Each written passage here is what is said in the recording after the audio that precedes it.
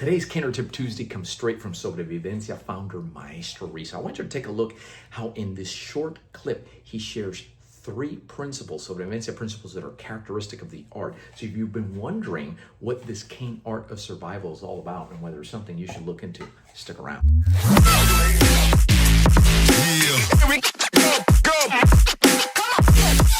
Hey, it's Canner Tip Tuesday, and today, look, this week coming up, we have gratitude in motion, and that's where we make available to you the Sobrevivencia All Access Pass. So we're sharing content from Maestro Ruiz because we have a lot of questions in there.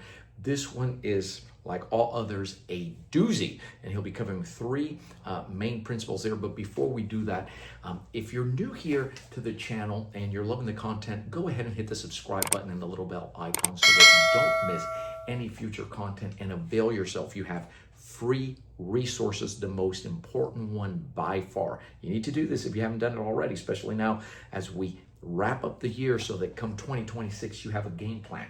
Text the letters CCC. That stands for Cane Clarity Call. It's a no-cost call that we schedule to dedicate our time to listen to you. What is it that you've seen here? Maybe it's this video or on the channel, anything that you've been looking at that you have questions at, when it comes to getting cane trained. Maybe you have questions on canes. Whatever it is that's cane related, we want to have a conversation. If it's in particular about Sobrevivencia, you want to text SB26 to the number on the screen, and in less than 24 hours we will have a scheduled conversation for you. Also, we have private Facebooks that are open to the general public. Request entry. Remember to agree to the group rules so that they let you in. Read the description below. Okay, so there's 3 components that he shares in this short clip that I want to point out to you that are hallmarks in Sobrevivencia. It's what attracts those. It's not just for those who are 50 and older, but it certainly attracts those that are, when you come to the realization that you're not going to be the fastest or strongest, maybe you're no longer the youngest, right? Raise your hand if that's you, but you still want to win. Let me point those 3 out to you and look for it in the clip that's forthcoming with Maestro Ruiz. The first one is the fact that with this tool, you don't need to sacrifice a tool and go head on with an attack. When you look at a lot of what's out there, right? You're seeing a lot of blocking, for instance, right? And that's okay, but Sobrevivencia shows you a different way of doing it, and there's a reason why it's done that way. Not only is it more economical, more efficient, but you don't want to, it sends a signal which is not using force on force. Also, when you commit to these types of movements, you leave yourself open for multiple assailants. Sobrevivencia was designed to deal with multiple assailants. Number 2, look for how Sobrevivencia in one move tends to jam the opponent.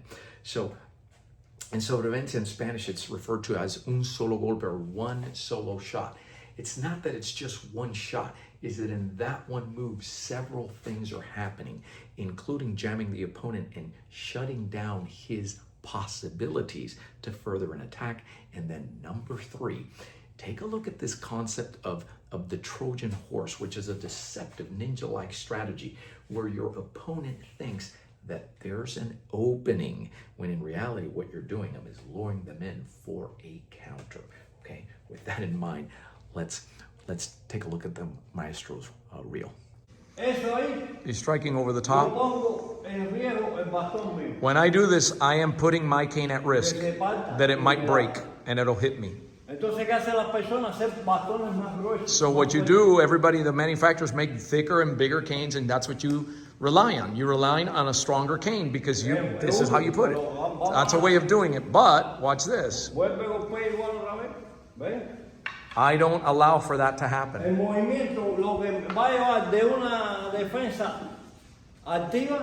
We're going from an active defense out here to the blending movement, and that's my spot right on the hand. I don't go force on force. Whatever he does, that's where I'm going to strike. Y el otro golpe. And here comes the second one. And again, if you're noticing, is it that not your walking movement, your SB walk that we talk about? Look at his hands and his feet. It's just the walking movement. That's what we're using. It's built into your system, to your movement. Bang, look from down up.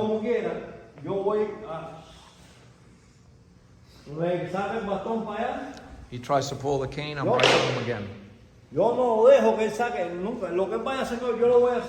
he does, I follow his movement. I don't even know what he's going to do. I just follow his movement. See, I go with him, I flow with that. And I'm constantly jamming him. Oh, so you're jammed there, no?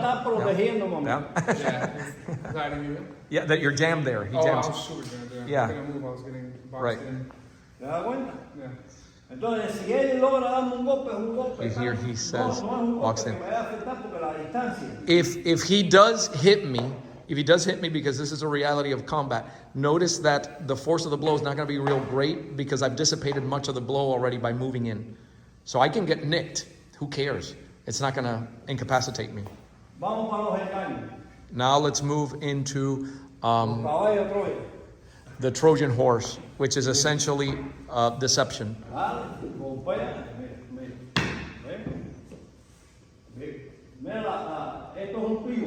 This is a pivot. This is a pivot. Oh, he just got whacked. Did you guys see that? Did you guys see it or you didn't see it? Look carefully because you got to start noticing how to hit. Haga eso otra vez, maestro. You guys are not watching. Watch the trajectory of the cane. Look at the strike. Can you see it now? Because he make it real obvious for you now. It's a pivot. It's a Trojan. He's luring you in to strike. And there, right? And so he uses the pivot to go ahead and strike.